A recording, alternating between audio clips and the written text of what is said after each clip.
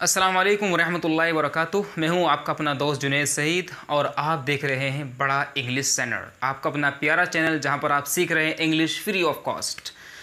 आज फिर एक बहुत खूबसूरत टॉपिक के साथ हम आपके साथ हैं और वो टॉपिक है parts of speech. Parts of speech की 2 शुरू की वीडियो आपको दे चुके हैं। पहली वीडियो में हमने आपको बिल्कुल इंट्रोडक्शन कराया था कि पार्ट्स ऑफ स्पीच कितने होते हैं, कितने तरह के होते हैं, उनके निकनेम्स क्या हैं। दूसरी वीडियो हमने आपको दी जिसमें हमने आपको बताया था कि पार्ट्स ऑफ स्पीच का नाउन, प्रोनाउन और एडजेक्टिव, इनकी तीनों की डेफिनेशन क्या है, उसके एग्जाम्पल, उनके एग्जाम्पल्स के साथ में हमने डिस्कस किया था।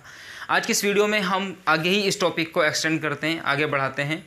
आज हम बात करते हैं नाउन, प्रोनाउन, एडजेक्टिव के बाद वर्ब के बारे में। ठीक है, आप सब जानते हैं कि वर्ब हमारा चौथा पार्ट है स्पीच का, इसी को हम बोलते हैं वर्ब और इसी का निकनेम है सेइंग वर्ड।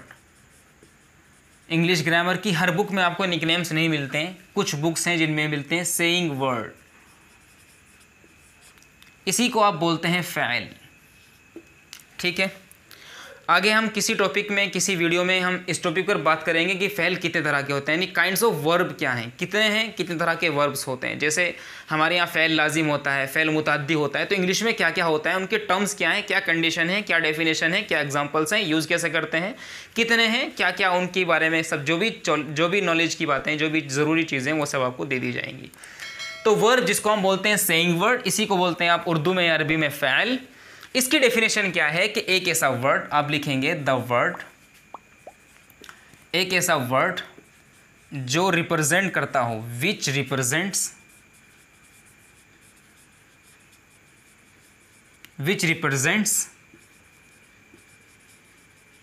An action.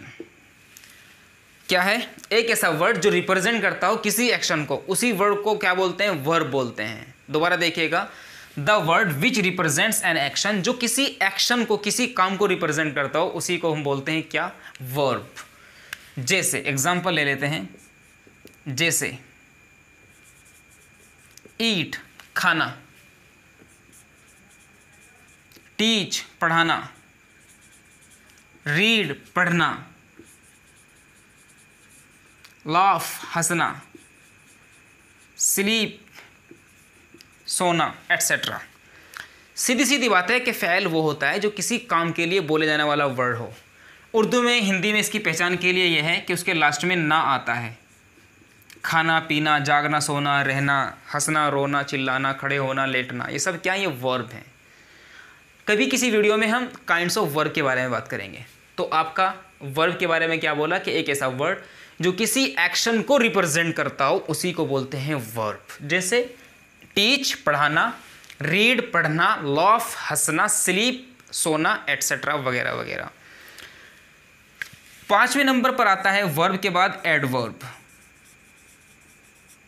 इसी को आप बोलते हैं मॉडिफाइंग वर्ड।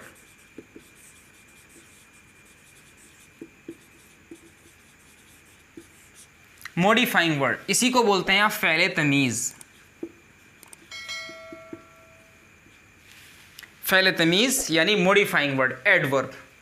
फ़ैल तमीज़ का क्या मतलब है, एडवर्ब का क्या मतलब है? देखिए, किसी भी सेंटेंस में होने या किए जाने वाले काम की हालत को बताने वाला वर्ड एडवर्ब कहलाता है। दोबारा सुनिएगा कि फ़ैल तमीज़ यानी एडवर्ब वो वर्ड होता है, वो लफ्ज़ होता है जो किसी सेंटेंस में होने या किए जाने वाले काम की हालत को बताए। काम किस तरह से हुआ है, तेज़ी से हुआ है, अच्छे से हुआ है, गलत तरीके से हुआ है, या फिर धीरे धीरे हुआ है, तो क्या है, ये सब कैफियत को बताने वाला वर्ड ही एडवर्ब कहलाता है। तो एडवर्ब एक ऐसा वर्ड है जो किसी सेंटेंस में होने वाले काम को मॉडिफाई करता है, उसकी हालत को बताता है। एग्जाम्पल ले लेते हैं, एग्जाम्पल से बात समझ में आएगी। जैसे आई राइट,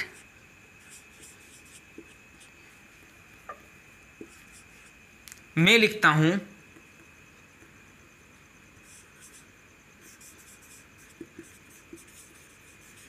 क्विकली, मैं जल्दी से लिखता हूँ। तो यहाँ पर देखिए, यहाँ पर लिखने का काम हो रहा है। राइट बोले तो लिखना, यहाँ पर लिखने का काम हो रहा है। इस लिखने के काम को मॉडिफाई कर रहा है एक वर्ड, कि मैं जो लिखता हूँ लिखने का काम जल्दी से होता है। आई राइट क्विकली, तो क्या मैं जल्दी लिखता हूँ। तो यहाँ पर जो ये वर्ड है क्विकली, ये वर्ड मॉडिफाई कर रहा है किसको, होने वाले काम को, और काम क्या हो रहा है, राइट हो रहा है। तो किसी भी सेंटेंस में होने या किए जाने वाले काम को मॉडिफाई करने वाला वर्ड ही क्या कहलाता है? एडवर्ब कहलाता है।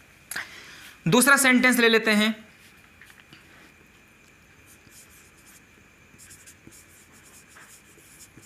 ही स्लीप्स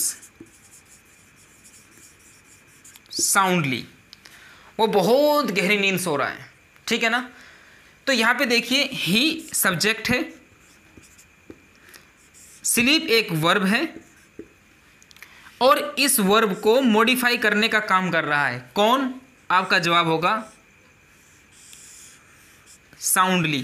तो साउंडली ये आपका एडवर्ब हुआ, क्यों? क्योंकि ये मॉडिफाई कर रहा है किसको? स्लीप को। दूसरी बात यहां पर इंपॉर्टेंट ये है कि एडवर्ब को पहचानने के लिए ये भी आप एक ट्रिक यूज कर सकते हैं, ट्रिक अपना सकते हैं। वो ये है कि आमतौर से यानी यूजुअली उसके लास्ट में वाई आता है। क्या आता है? वाई आता है। जैसे LY ब्यूटीफुली, ठीक है ना, क्विकली, स्लोली, फास्टली, ठीक है ना, साउंडली। तो ये सब क्या है? ये सब के सब आपके एडवर्ब बन जाते हैं। तो इसकी पहचान ये होती है कि लास्ट में LY आता है, जैसे साउंडली, क्विकली, स्लोली, ठीक है ना, आई वॉज ब्यूटीफुली। ये सब क्या है? ये सब हैं आपके क्या? एडवर्ब। तो एडवर्ब एक ऐसा वर्ड होता है जो सेंटेंस में होने या किए जाने वाले काम की कंडीशन को बताता है कि काम हो कैसे रहा है। उम्मीद करता हूँ ये बात भी आपको समझ में आ गई होगी। अब बढ़ते हैं हम तीसरे पार्ट ऑफ स्पीच की तरफ। आपका अगला पार्ट ऑफ स्पीच है 6 नंबर पर। एडवर्ब के बाद आता है प्रीपोजिशन।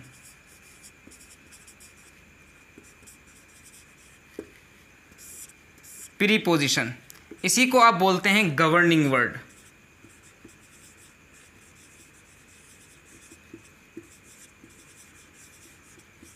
इसी को क्या बोलते हैं आप? इसी को बोलते हैं गवर्निंग वर्ड, ठीक है ना। गवर्निंग वर्ड इसी को आप बोलेंगे हर्फे जार, ठीक है ना। इसी को क्या बोलेंगे आप? इसी को बोलेंगे हर्फे जार। प्रीपोजिशन यानी गवर्निंग वर्ड, क्या? हर्फे जार। देखिए प्रीपोजिशन का मतलब क्या होता है? प्रीपोजिशन का मतलब होता है कि वो वर्ड जो किसी नाउन को दूसरे नाउन से या किसी प्रोनाउन को दूसरे प्रोनाउन से जोड़ता हो। किसी नाउन को किसी नाउन या प्रोनाउन से या किसी प्रोनाउन को किसी नाउन से या प्रोनाउन से जोड़ता हो। सीधे सीधे तौर पर आप देखें कि एक ऐसा वर्ड जो दो नाउन या दो प्रोनाउन को आपस में जोड़े, ठीक है ना, वही क्या कहलाता है? वही कहलाता है प्रीपोजिशन यानी हर्फे जार। जैसे मैं बोलूँ आपसे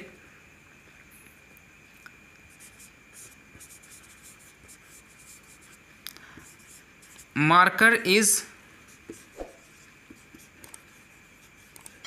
ऑन द टेबल। मार्कर कहाँ है? टेबल के ऊपर है। देखिए मार्कर एक नाउन हुआ, टेबल एक नाउन हुआ। इस नाउन को इस नाउन से किसने जोड़ा? आपका जवाब होगा ऑन ने। तो ऑन क्या बन जाएगा? यही बन जाएगा आपका प्रीपोजिशन। दूसरे एग्जांपल लेते हैं।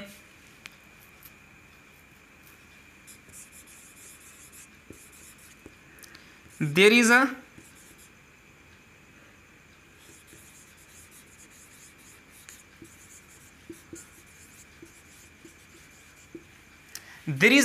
Is a monkey on the wall.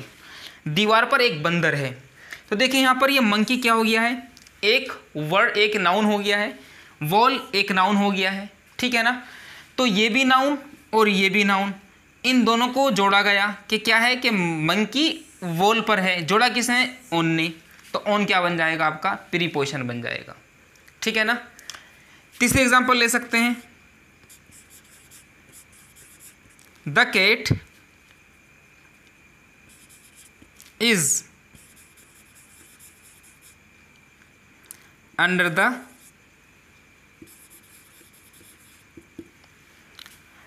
The cat is under the chair. बिल्ली चेयर के नीचे है, कुर्सी के नीचे है। तो यहाँ पर देखिए चेयर क्या है? एक नाउन है, कैट एक नाउन है। तो ये कैट और ये चेयर दोनों को जोड़ा किसने? आपका जवाब होगा अंडर ने। तो अंडर क्या बन जाएगा आपका? यही बन जाएगा आपका प्रीपोजिशन। तो इस वीडियो में हमने चेक किया वर्ब को, एडवर्ब को, प्रीपोजिशन को। पहली वीडियो में हमने डिस्कशन किया था वो नाउन, प्रोनाउन, एडजेक्टिव के बारे में किया था। अब यहाँ पर हमने किसको किया है? वर्ब को किया है, एडवर्ब को, प्रीपोजिशन को। तो हम 6 पार्ट्स ऑफ स्पीच को बहुत अच्छे से एक्सप्लेन करके चेक कर चुके हैं, पढ़ चुके हैं। उम्मीद करता हूँ ये वीडियो भी आपको पसंद आया होगा, इससे भी काफ़ी कुछ सीखने को मिला होगा। अगर आपको अच्छी लग रही है वीडियो और आपको फ़ायदा पहुंच रहा है और आपको लग रहा है कि शायद हम अब इंग्लिश सीख जाएंगे, तो प्लीज़ आप हमारे इस चैनल को आप सब्सक्राइब कर सकते हैं, हमारी इस वीडियो को शेयर कर सकते हैं, लाइक कर सकते हैं, और हाँ, चैनल को सब्सक्राइब करके बेल आइकन दबाना मत भूलिएगा, ताकि आपको हर नई वीडियो का नोटिफिकेशन सीधा पहुंचे और आप फ़ौरन उस वीडियो से आप फ़ायदा उठा सकें। हम मिलेंगे फिर खूबसूरत वीडियो के साथ, खूबसूरत टॉपिक के साथ। तब तक के लिए बहुत बहुत शुक्रिया। अस्सलाम वालेकुम व रहमतुल्लाहि व बरकातुहू।